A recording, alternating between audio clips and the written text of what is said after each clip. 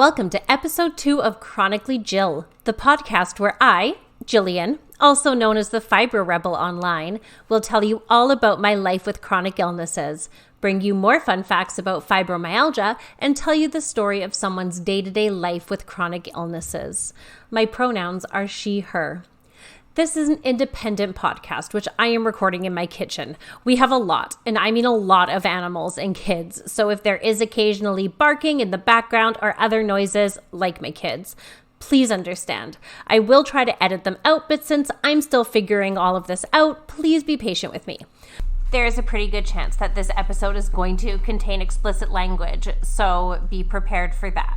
As this is an independent podcast, I would love it if you supported me on Patreon or Acast. For as little as $2 a month, you can get access to early episodes, ad-free content, and more. If that's not something you're interested in, that's absolutely okay. I'm thankful for your support in just listening and sharing. As always, we're going to start off with more fun facts about fibromyalgia. Today's fun fact is about allodynia. If this is a new word for you, that's okay. It was for me too until recently. Allodynia means that one is extremely sensitive to touch and pain. It means that things that are not usually painful can be incredibly painful. Some fun examples are brushing one's hair, scratching an itch, wearing certain clothes, or the temperature outside. I use the word fun a lot when I really don't mean it. Allodynia is a type of neuropathic pain, also known as nerve pain. It isn't just fibromyalgia sufferers who deal with it. It comes hand in hand with many different conditions, including diabetes, complex regional pain syndrome, or CRPS, MS, migraines, nutritional deficiencies, shingles, and trauma. Certain medications can also make you more sensitive to pain and lead to allodynia. Outside of these conditions, allodynia is much rarer. Temporary allodynia can be caused by things like sunburns. They hurt to touch or it hurts to run hot or cold water over them, for example. This is a good time to throw in that I am not a medical professional in any way, shape, or form. All of my information comes from my personal experiences, the experiences of others, research, and doctors that I have seen over the years. There are 3 different types of allodynia, and I actually didn't know this until I started researching it for this episode. The first is dynamic or mechanic allodynia, which is when the pain is caused by something moving across the skin. The second is static or tactile allodynia, which is from pressure or a gentle touch. The third is thermal allodynia, which is caused by changes in temperature. The pain signals that our bodies react to are called nociceptors. They are specialized nerves that sense things like temperature or pain stimuli. What is super interesting about them is that they don't have to send information back to the brain like most nerves do. They can react immediately to whatever stimuli they are sensing. This is why you react to things like touching something hot instantly before you even realize what is happening. These nerves can become sensitized and they will start reacting like certain things are painful, even though they normally wouldn't be. This is what allodynia is. It is also very important to mention that this is very real pain. We feel it. It truly exists, and it can be debilitating. It may seem ridiculous to people who don't feel things like this, watching someone react to a small touch like they're getting burned or cut. However, for us, it is incredibly real, and it is so painful. Not to mention that it can be mentally exhausting to have people constantly telling you that what you're feeling shouldn't hurt. It happens all the time. Most people mean well. At least I hope they do. But that kind of thing is so very not helpful. If you're listening to this and you're a caretaker or you love someone who has chronic illnesses, please never invalidate their pain. I have gotten so down before about people doing the same thing over and over that hurts me. It's usually something small, like squeezing my arm or giving a little massage, that I just end up letting them do it because it's easier than trying to explain every single time how much it hurts me. And that sucks so much. I should be able to say, hey, that hurts me. It may not hurt you, and it might even feel good to you. But every single time you do that to me, it feels like you're stabbing me, without being afraid of offending someone or having them reply, well, that shouldn't hurt. You're just sensitive, or being called a wimp or any of those delightful colloquialisms that people are so eager to use. They don't fully know how many people have allodynia. Around 10% of Americans have some type of nerve pain, and around 15 to 20% of Americans with nerve pain have allodynia. I'm not even American, and I just find it so much easier to get American stats. Go figure. I'm also terrible at math, so I can't figure out any of that. But if you can, maybe shoot me a message on Patreon or something and tell me. There are many different ways to treat allodynia. Oral medications, topical medications, counseling and therapy. It can change your biofeedback and can apparently change the way that you respond to pain. And I really wish therapy wasn't so expensive because that doesn't sound too bad.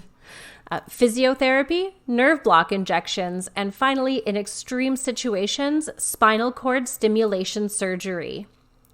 Or, depending on what your symptoms are, you can make adjustments at home. Like I, for instance, shaved my head a year ago because my hair hurt and my scalp hurt all the time. It was down to my collarbones, and every time it moved, my scalp felt like it was on fire and my hair was being ripped out. I couldn't even put my hair up in a ponytail. Shaving my head was instant relief, and I have never regretted it. Okay, I never regretted it until I started trying to grow my hair back out. Turns out I love the way my head looks shaved, and I love the way my hair looks long, but the in-between, not a big fan.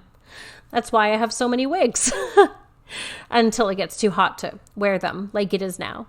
Even though it's only 10 to 15 degrees out, Celsius. Again, not American, don't speak American, I'm sorry. Because of my sensitivity to temperature, I can only wear them in the dead of winter or else I overheat, which honestly sucks because I really like wearing wigs. According to the internet, the best preventions for allodynia are getting lots of exercise, knowing your history. If you have a family history of fibro, MS, diabetes, or stroke, you may need to be getting more regular checkups. Maintaining a healthy weight, which I don't fully buy into. Healthy weight for everyone is different, and fat is a thing that we all have, not something we are. Some people have more than others, some people have less, and the fact that we put so much stress on how much fat we have seems silly to me. And living a healthy life is incredibly important, and diet plays such a huge part in our lives, but we don't need to be killing ourselves to be thin when that might not be our version of healthy. I could very clearly go on about this for a very long time, and I'm not going to. I might in a later episode because I have a lot of feelings about this, but I'm not going to right now. If you are showing signs of allodynia, then the best thing to do is to talk to your healthcare provider because it can be a sign of something else going on, and it's always best to get it checked out as soon as you can. I'm going to take a little break now, and I will be back, and we're going to be talking with Renee. Welcome back. I am very excited to welcome Renee onto the podcast to tell us a little bit of her story in dealing with chronic illnesses. But first, I would very much like to apologize to Renee because I am very new at this and I stopped recording before I thanked her for coming on, and I just don't like that. So I want to just add that I'm so thankful to you, Renee, for coming on, and I really enjoyed talking to you, and I hope that we can keep in touch. Okay, got it. You are absolutely gorgeous. Oh my God, as are you. I'm curling a little bit, so you have to excuse me. Yeah, that's okay. I love all your TikToks. It's been so helpful for me, so I just want to say a quick thanks. Yeah, I really like making them, and I seem to, a lot of people get a lot out of them, but I think I get more than anyone else because I've learned so much and I get to talk to so many people. I just love it. That's great. Yeah. So how are you doing today? I'm doing well. It's been a hectic day and it's miserable outside. It's rainy and temperatures dropping very fast. Here in Chicago, the weather is, 1 minute it's 60 and the next minute it's 35. So yeah, we're on the west coast of Canada and we're the same thing. I struggle with American temperatures, but it's like 15 and nice today. And then yesterday it was below freezing and we had snow. Oh, So right. Yeah. I don't even know. It's that time of year. It evens Same out place. eventually. Weather-wise, we are in exactly the same place. Yeah. Okay. So I just have some questions. We'll just chat if that's okay. Just Yeah, of course. all right. This is my first one doing this. So it's really Not exciting. time ever doing this either. I'm Okay, really perfect. yeah, we'll stumble through together. Awesome. Okay, so could you just tell me what the diagnosis process was like for you? Sure, it was miserable and very spanned over a decade. From really when I first started having symptoms that were, just described to me as idiopathic. Blood work was all great, and you're healthy and you're young, and because I was in my, mid 30s then. And that started with chronic eukaryotia that was unexplained, as well as joint and muscle pain, muscle spasms a lot that I couldn't figure out. I was fairly athletic. And so I just wasn't sure what was going on. And I would go to the doctor and they would basically make me feel a little crazy. I also had my sister had she has autoimmune disease. And she, so I didn't know if maybe it was something autoimmune. So yeah, saw tons of doctors, changed general practitioners probably 5 times, saw 4 neurologists in total, a rheumatologist who just kept telling me to stop eating carbs, and then finally a neurologist in February. Early February, who did some EEG tests, some nerve testing. And he is the one who finally said, I'm going to say this is fibromyalgia. So it is a fairly new diagnosis, yet I feel like I've had this almost, half my life. I think almost everyone who gets diagnosed feels like that because Yeah, it's like, oh, okay, so it actually is something. Oh, good. right. Yeah, you do start to feel as if it's in your head, and there are so many, as I've been finding out from you and research, there are so many mental components to fibromyalgia that, kind of being gaslit all the time just makes that so much worse. Yeah. And like, I don't know about you, but I felt like I was just lazy. And Yeah. because you like everyone else can do these things, I can't do them. I must just be lazy, right? But sorry, you said eukaryotia. Is that a what? Chronic eukaryosis is just hives. It's just Okay. the medical term, I guess, terminology for hives. Okay. Yeah, I wasn't sure what that was. Thanks for clarifying. No, no allergen. I actually went to get allergy tested a few times, and I would fail the test because I would react to everything, even water. No one's allergic to water. So yeah, so that's why. So I can never. So they just kept throwing drugs at me. Yeah, they like to do that. I should probably mention that what really, muscle pain, joint pain, all over miserable, but functioning. I could function until 2018. I had an appendectomy because I had, emergency appendectomy, and I have been in severe pain ever since. I couldn't heal from the appendectomy, and I've had nerve pain, chronic nerve pain, neuropathy. It's just been terrible. That's But so awful. I'm really sorry that you went through that.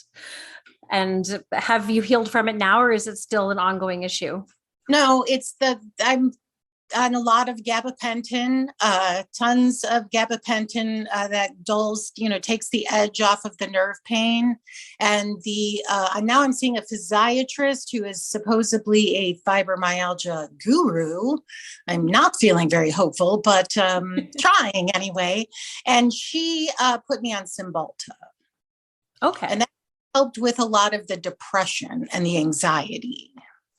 Well, that's good because those can get so bad sometimes with anyone who has to deal with chronic illnesses.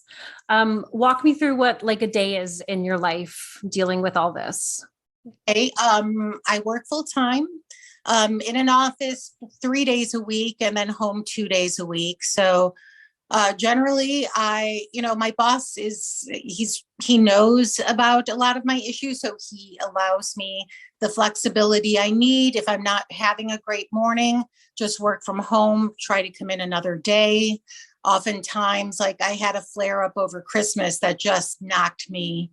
I mean, I was just down for probably 2.5 weeks, and he let me work from home pretty much the entire time. So that's, yeah, I go to work, I come home, I'm exhausted.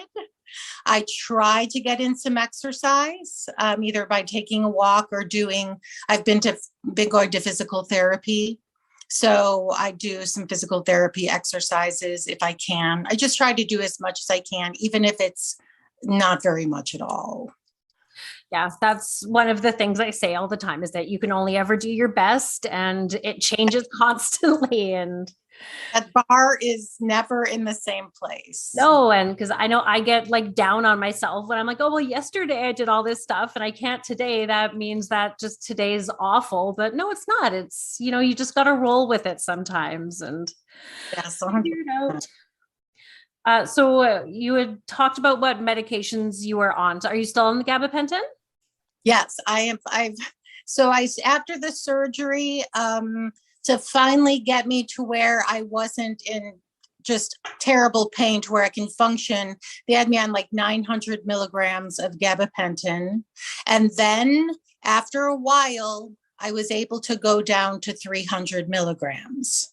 That was probably close to 2019, I would say.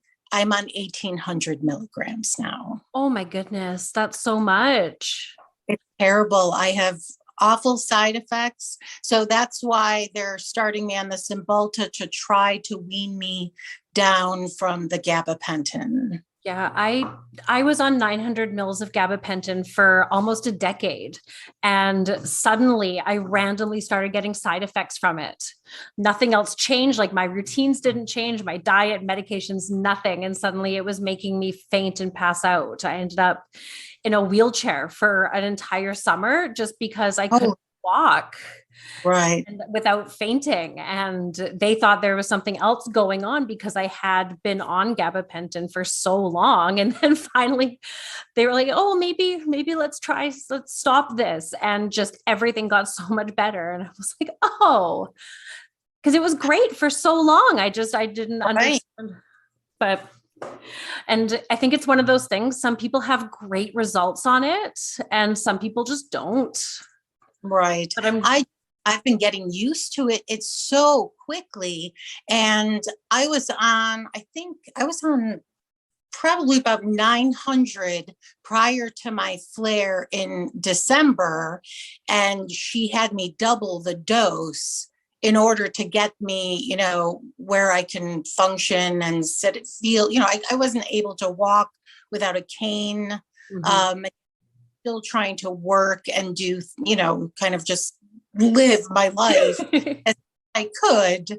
And I still haven't come down from that since the flare. So I'm very nervous because even though I'm weaning, I'm already having like neuropathy in my hands really bad. And my anxiety is starting to increase just because that we're messing with that level. So yeah, it's just never easy, Do you get like the brain squeezes or the brain zaps when you try to come down from it? Okay, that's brain zaps, which I've heard a lot of people. I saw, I've read the comments on the Facebook, the Fibro family and stuff, and I actually had to look up. I'm like, what is it? Maybe I have had them. But what I do, I often just kind of stare off into space for long periods of time. I kind of fall asleep when I'm awake.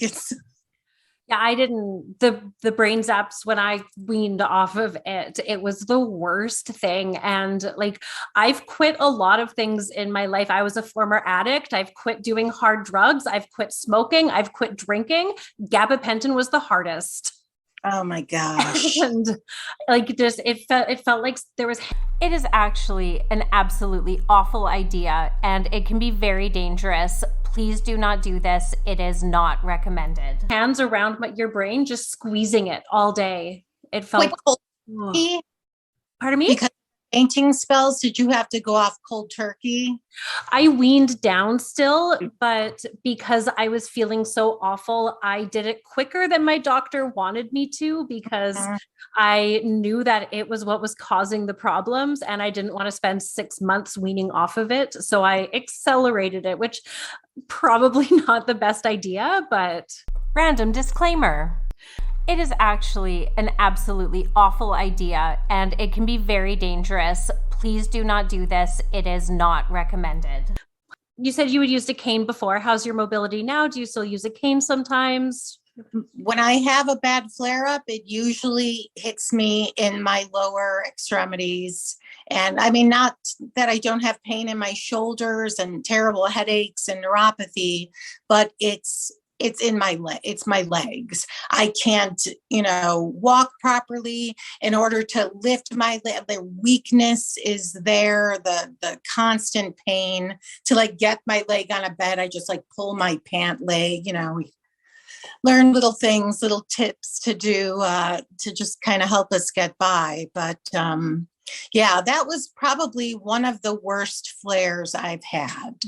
And has having to use a cane been okay for you? I know a lot of people out there really struggle with the idea of having to use one when they're not 90 years old.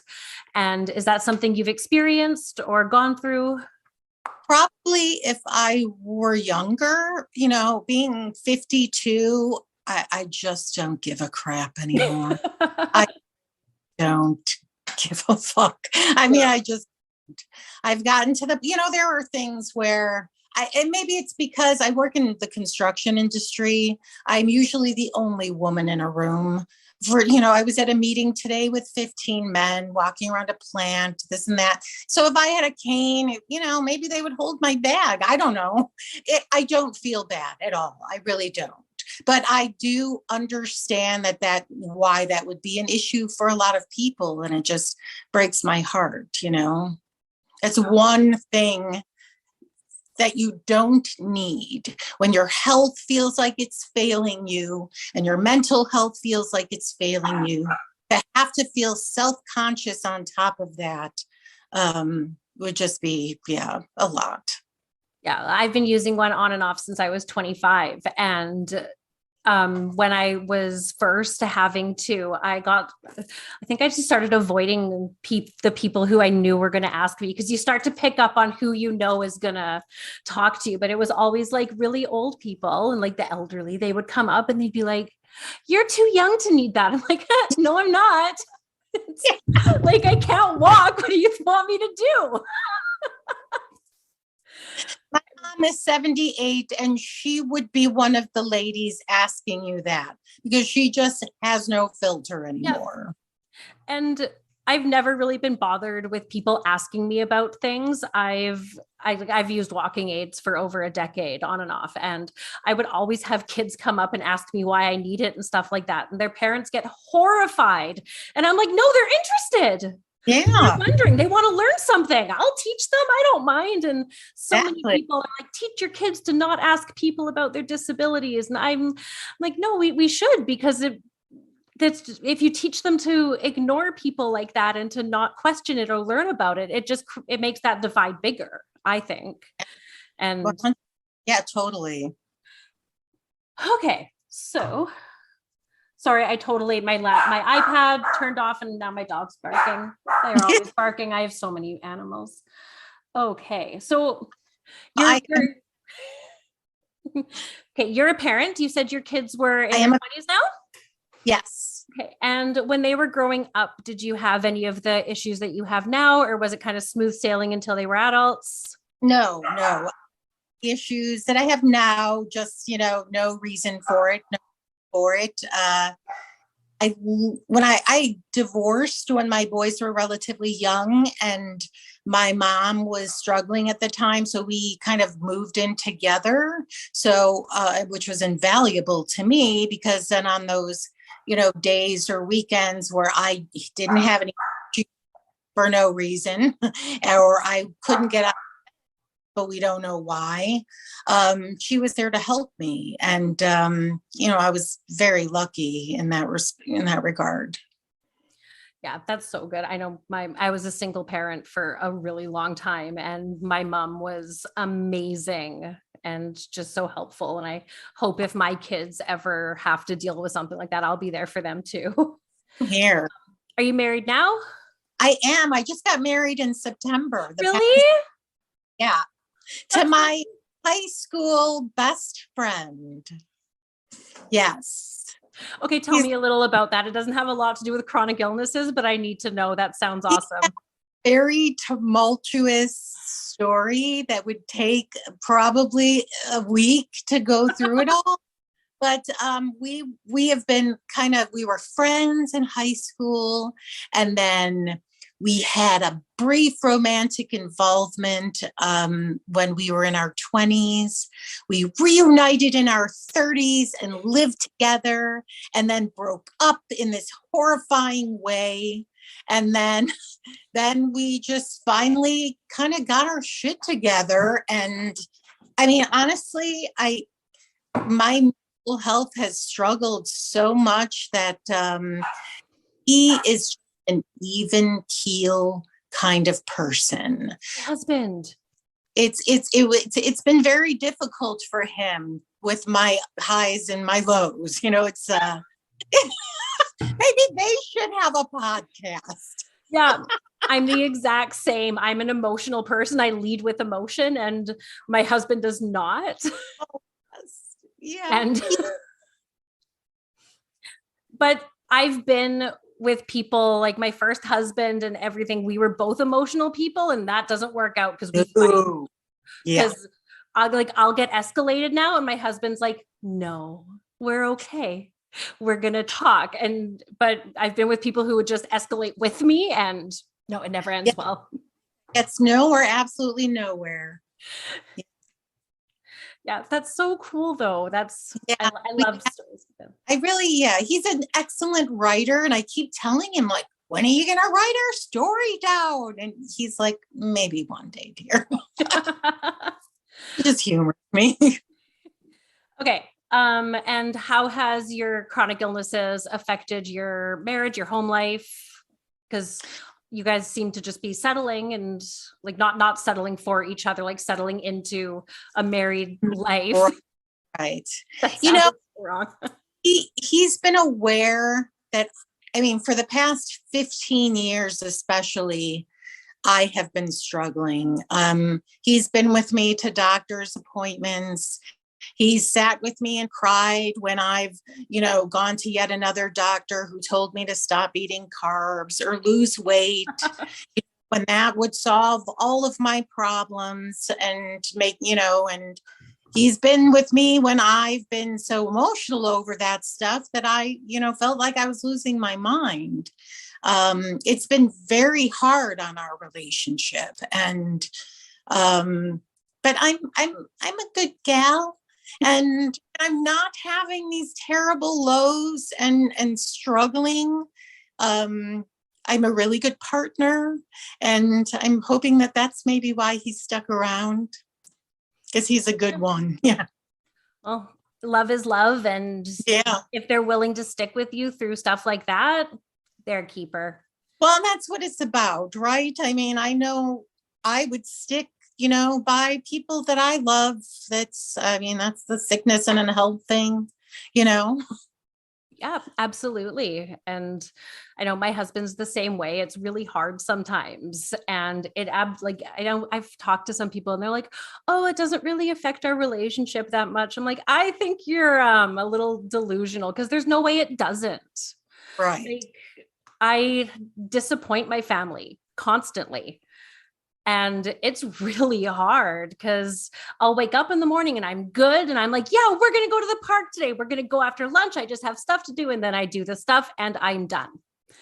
And I feel so bad having to say no to my kids sometimes, but it comes with it. And Right. it's And just, are they just, they know sometimes mom's just had enough and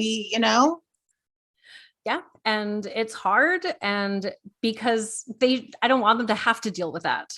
Like, that's I, the thing. I don't want them to have to, but we do. And oh, okay. On that kind of sad note, a lot of people just talk about what's bad about their chronic illnesses. Has it brought anything good to your life? um, Yeah, it's not the easiest question. Sorry. I think if I, had to really think about it, that one caught me by surprise because I guess I believe there's a lesson in everything, and on one hand, it showed me that I am tougher than I thought, but on another hand, it showed me that I'm weaker, if that makes sense. I don't know. You know, I was a really tough cookie when I was young.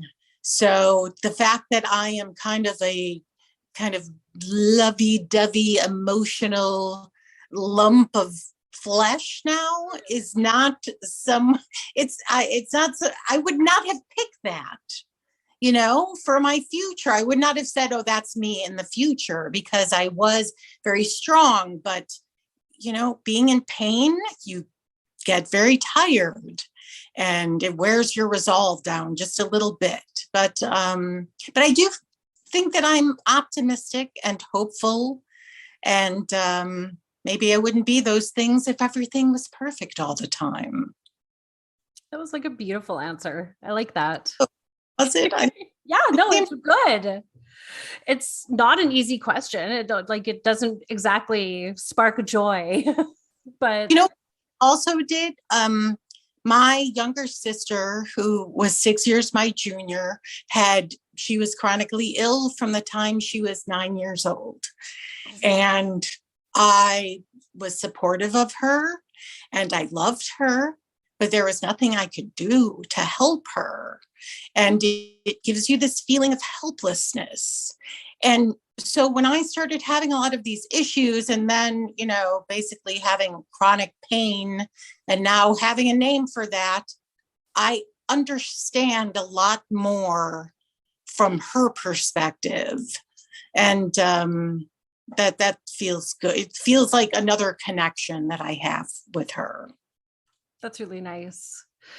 Yeah, I think it brings a lot of people more empathy, because yes, exactly. like any invisible illness, because you're the only one that feels it, you're the only one that knows what you're going through. And I've started looking at other people, like when people do something that's annoying, I'm like, they might be dealing with a lot that I wouldn't have even thought about before.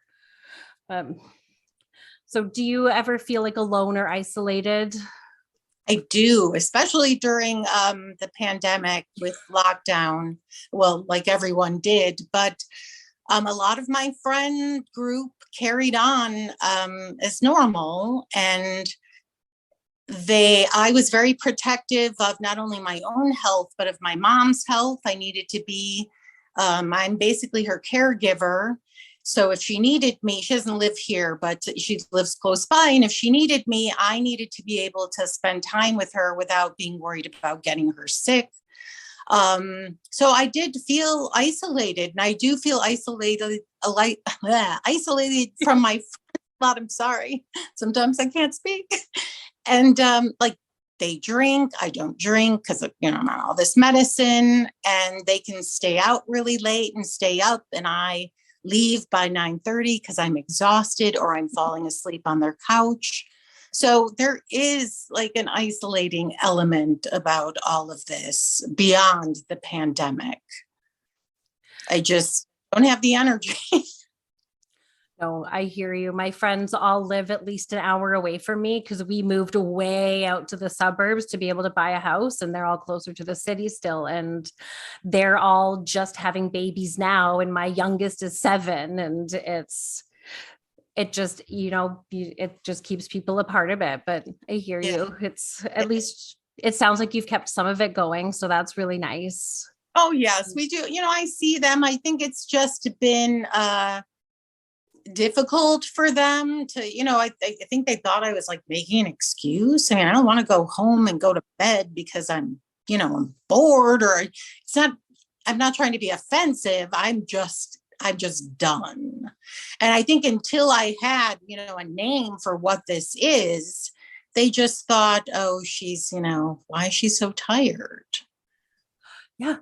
I know my mom was like that. She's probably going to listen to this and be like, why are you talking about me? But she was like, you're tired all the time. Like, no one's tired that much. Like why are you tired all the time? I'm like, I don't know. I'm just lazy. Like, I'm not trying to be, but yeah, it's different once you have a tangible thing where you can say, I have this, look here, let's look up the symptoms and learn about it and stuff like that. It shouldn't, but I think it allows other people to understand more. Like, if you just say, I'm in pain, they're like, oh, well, we're all in pain. Exactly. And like, right. Yeah, for sure. I don't think the pain that I have after having this surgery, I don't think I don't know, except somebody else experiencing that pain.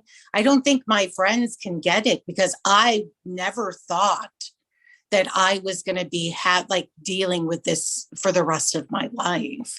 I thought doctors can fix things. I didn't realize practicing medicine was really a true thing. Yeah, I find that a lot of people get like really kind of almost not necessarily excited, but they're like, yes, I have something, I can talk about it. This is what I have. And then you're like, oh, this is forever. This is what I have. And it just feels like a weight settles down. Yeah. So what's something that you wish other people or caretakers knew about fibromyalgia? I wish they considered it a legitimate thing, because I think a lot of people, I think there is still some kind of, that's that crazy women's disease. I've actually heard people say, oh yeah, that's that thing just women get, and I'm like, I do think a small percentage of men actually are diagnosed with this. And I do think that it's not really taken that seriously in the medical community, to be perfectly honest. I don't think it is either. And that bee on my desk, I just Oh. What is happening? I have so many cats. How many cats do you have? Oh, I have 2 dogs and 3 cats, 4 kids, and our in-laws live in our basement suite with their dog. It's such a busy house. Wow. Yeah, I love it. I grew up as an only child with just my mom and my grandma. And I love having the chaos and everything. And sometimes it's really overwhelming, but yeah, for the most part, it's so nice. That does sound really nice. My house is very quiet right now. So my oldest just moved out, which is a good thing. My youngest hopefully will follow suit soon. And it's a good thing for them. Because it just makes me lonely and miss them. But, they have to live their lives. Yeah, for sure. I know I'm already dreading my kids moving out, but then I'm like, they're going to move out and we can. I don't like our house very much. We bought just a big house because it fits our family. Yeah. And it's what we needed. But I like older homes with tons of character and stuff like that. And this is just, I don't know. It's just boring. Yeah. But that's okay. One day. You brought the character though. Yeah, we're trying. Family or. Okay. I lost my place in my list of questions. Sorry. I'm going to come back. Okay. So you had mentioned that the doctors told you to cut out carbs. Did you do that? Multiple doctors told me to cut out carbs. And I did cut out carbs after being told the first time. I lost a bunch of weight. My joint pain did not go away. My hives did not go away. The muscle spasms I was getting did not go away. My migraines did not go away. Not away except for some of my ass, which then rapidly came back. Mm-hmm. Because you just cannot live off of carbs forever, in my opinion. I can't. I know people that do, and I don't understand it. I know I got the same advice, and I cut out like all gluten and carbs and everything, and I got like maybe like that much more energy. Yeah. And I was miserable because I love food. So, and we have a big family, and I hated having to cook 2 meals because I'm not going to force my kids to do that. And it was rough. So it's the same thing. And I was eating like garbage convenience meals just so I didn't have to cook 2 meals, and I'm like, what is the point of this? I'm just consuming preservatives and chemicals instead of just eating actual food because I'm avoiding, it was not good. Yeah. So have you found there's anything like not carbs, but anything else that like affects you, like sugar, caffeine, or anything like that? I try, and I mean, I have a lot of weird skin conditions too that I don't know if they're related to fibromyalgia or not. But I like the more sugar I eat, the worse those conditions are. So I do try to limit, although I still have, a teaspoon in my coffee every day. And if my husband brings home some really good pie, I'm not going to not have a piece of pie. So I just try and be sensible, and I can't lose weight, so I'm not really even trying anymore. I just try and do the best I can, like everything else, and get some exercise and sunshine when it's there. So is it going to start warming up there soon? I hope so. It started warming up, and then it's rapidly fallen back into the 30s. So yeah. And sorry, 32 is freezing, right? Yes. Okay. 5 is somewhere around there. I know some of it. I worked down in California for a couple months once, and it was always over 90. So I know that that's really hot. Really hot. Yeah. I'm not great with the lower end. Woo. No, that was it. Do you have anything that you didn't get to say that you would want people to know? I don't know. On my good days, I feel good, and I try to keep doing the things that I love, that stuff, as long as I'm able to. And who knows? I think just being hopeful, maybe something will come, a better treatment options will come around. Yeah. She went on to say that we need to keep fighting, but I lost that audio when I was trying to edit because I'm not very good at this yet. So Renee, I totally apologize. And I would really like to thank you for coming on. I absolutely loved talking to you, and I hope that we keep in touch. If coming on the podcast is something that you think you would be interested in, please email me at chronicallyjillpodcast@gmail.com. or go to www.chronicallyjill.ca and fill out the form. And hopefully we'll be able to get you on. Tell me a bit of your story. It doesn't matter whether you're a sufferer or a caregiver or someone with loved ones who have chronic illnesses. I want to hear your perspective, and I'm sure a lot of other people do as well. I had just so much fun taping this second episode. And I want to thank Renee for giving her time and being willing to talk to me, especially while I fumbled through most of that because, I'm still learning how to do this. I want to thank my husband for helping me produce and being just so supportive and helping me figure out the Zoom interviews. I would like to thank my kids for causing a delightful interruption with all of my animals. And I want to thank the internet for giving me most of the information about allodynia. And once again, this is an independent podcast, which I am recording on my own with little help. So if you are able to support us by going to our Patreon or our Acast and giving it as little as $2 monthly to get access to early episodes or ad-free episodes and transcripts and more, that's amazing. If not, that's totally cool. I just want to thank you for listening and sharing if you feel like doing so. I am loving doing this so far, and I hope that I can keep doing it for a while. So every single little bit of support helps. Lots of love and gentle hugs. Have a great night.